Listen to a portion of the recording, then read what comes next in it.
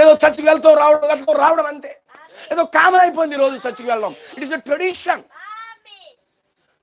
క్రైస్తవం అనేది ట్రెడిషన్ కాదు, ఇట్ ఈస్ ద లైఫ్.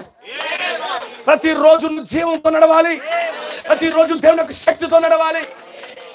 ఏదో 4 వారాలు వెళ్ళడము, 7 వారాలు వెళ్ళడము, 15 వారాలు వెళ్ళడము సాంప్రదాయం కాదు క్రైస్తవం అంటే. పరిశుద్ధాత్మ శక్తి అయి ఉన్నది. ఎక్కడుంది? వ్యాపారం కలిగిన స్థలాల్లో ఉంది. ఈరోజు క్రైస్తవులు వ్యాపారం చేస్తున్నారు. వ్యాపారం జరుగుతుంది. నీళ్ళతో వ్యాపారం, ఓ బ్రాండ్స్తో వ్యాపారం, ఓ ఫుడ్లో వ్యాపారం, ఓ నూనెతో వ్యాపారం. భయంకరమైన వ్యాపారంలో ప్రపంచ క్రైస్తవం మునిగిపోయిందండి. ఎలాంటి చోట ఉందండి? వ్యాపారం చేసే స్థలంలో ఉంది. క్రైస్తవ వ్యాపారం అయిపోయింది. అవిశ్వాసం చీకటి, దేవుని వాక్యం ఎంత మాత్రం లేదండి తుయితెరలో. అలాంటి చోట ఉందండి. హల్లెలూయా.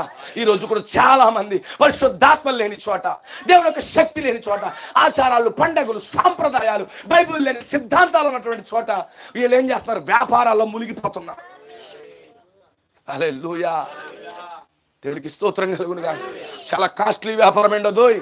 ఊదరంగ అంటే చాలా కాస్ట్లీ. ఈమెదో బుట్టట్టుకుని లేకపోతే అనుకోకండి చాలా కాస్ట్లీ వ్యాపారం చేస్తుంది ఈమె. ఈరోజు క్రైస్తవం అంటే వ్యాపారం అయింది తెలుసా?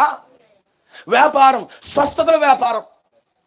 3 వారాలు రా, 4 వారాలు రా, అమ్మగారు ప్రార్థన చేస్తారు, అయ్యగారు చేస్తారు. వ్యాపారం అయ్యింది. Christianity is not business. వ్యాపారం జరుగుతూ ఉంది. అనుకున్నాడు ఎక్కడికో వెళ్దాం అనుకున్నాడు, కానీ ఎక్కడికి వెళ్తున్నాడు ఇప్పుడు? ఆ చీకట్లో మగ్గిపోయినటువంటి, ఆ పాపములో మగ్గిపోయినటువంటి, ఓ చెడులో మగ్గిపోయినటువంటి ఆ పెత్తనములో, స్త్రీ పెత్తనములో నుండి ఒక బిడ్డను విడిపించాలి, ఒక స్త్రీని విడిపించాలి. కటిక చీకటిలో ఉంది. ఆమేన్. కటిక